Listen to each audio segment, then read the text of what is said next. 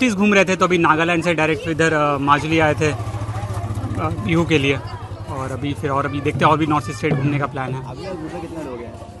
अभी तो हम लोग ग्रुप नहीं, हम लोग सोलो ट्रैवलर्स है, बट 4-5 लोग का सोलो ट्रैवलर्स भी ग्रुप बन जाते हैं, तो अभी 4-5 लोग थे, अभी और लोग माजुली में हैं, तो इस तरह से अभी हम लोग घूम रहे हैं। माजुली का एक्सपीरियंस बहुत सुंदर था।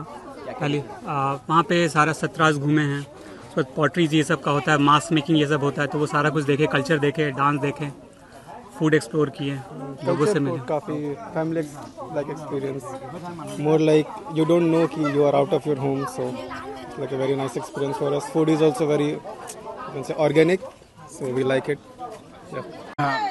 बाई अक्टूबर हम 50 लोगों का एक ग्रुप लेके आएंगे फॉरेनर का। अच्छा, एक cross the national, okay, someone from Israel, someone from Korea, someone from Chile, someone from America। ये धारणा है हमारा कि यहाँ पे जो लोग आएगा और उसके लिए कोई एक्स्ट्रा, यहाँ के लोगों को कोई एक्स्ट्रा एफर्ट नहीं डालना है। अच्छा, जो घर में रहता है उसी कमरे में उन लोग को रुकवाया, उन लोग को जो खाना आप खाएंगे वही खाना उन लोग को खिलाएंगे, और वो लोग बहुत अच्छा पाता है। लाहे लाहे 30,000 में कन्वर्ट हो गया। ये कारण जो है अभी शुरुआत से लाहे लाहे जो है ये पहले डांगर okay okay, thank you sir. আজি যেহেতু আপোনালোকৰ ইয়ালৈ দুগৰাকীকৈ বিদেশৰ পৰ্যটক আহিলে আৰু গ্ৰাম্যাঞ্চলৰ বাবে ই আচলতে আশাৰ সঞ্চাৰ কঢ়িয়াই আনিছে, বালিগাঁৱৰ বাসী হিচাপে আপুনি এই ক্ষেত্ৰত কি ক'ব? আজি কলিয়নী নামঘৰত অনুষ্ঠিত ৰাজহুৱা সভাৰ লগতে আমাৰ গাঁৱৰ ৰাইজ গোট খাইছে।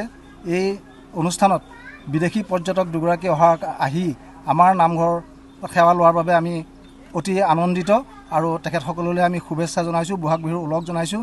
আমি বালিগঞাবাসীয়ে বিশেষকৈ আমাৰ গ্ৰামাঞ্চলৰ মানুহ কৃষিজীৱী, এই কৃষিৰ ক্ষেত্ৰত মানে কেনেকৈ অগ্ৰসৰ মানে কৃষিৰ ক্ষেত্ৰত উন্নতি হ'ব পাৰে তাৰ কিছু আভাস আমি দিব বিচাৰোঁ। গ্ৰামাঞ্চলৰ যিহেতু আগৰ যি গৰুৱে হাল বোৱা বা ৰোৱনীয়ে তোলা বনাই যিখিনি মানে প্ৰাকৃতিকভাৱে নেচাৰেলি আমি যিখিনি কৰিছিলোঁ, সেই কথাখিনি এতিয়া মানে অতীত হৈ গৈছে।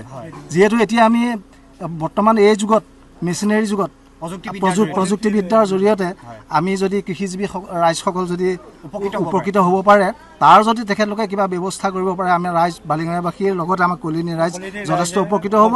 আৰু আমি আশা ৰাখিছোঁ এই তেখেতলোকৰ আগমনে আমাৰ এই গাঁৱলীয়া ৰাইজৰ যি অভাৱ অভিযোগ, সেই বাৰ্তা আমাৰ চৰকাৰৰ লগতে মানে প্ৰশাসনলৈ যাব, আৰু প্ৰশাসনৰ বা চৰকাৰৰ হাতত যদি কিবা তেনেকুৱা আঁচনি আছে, সেই আঁচনিয়ে আমাৰ ৰাইজক উপকৃত কৰিব।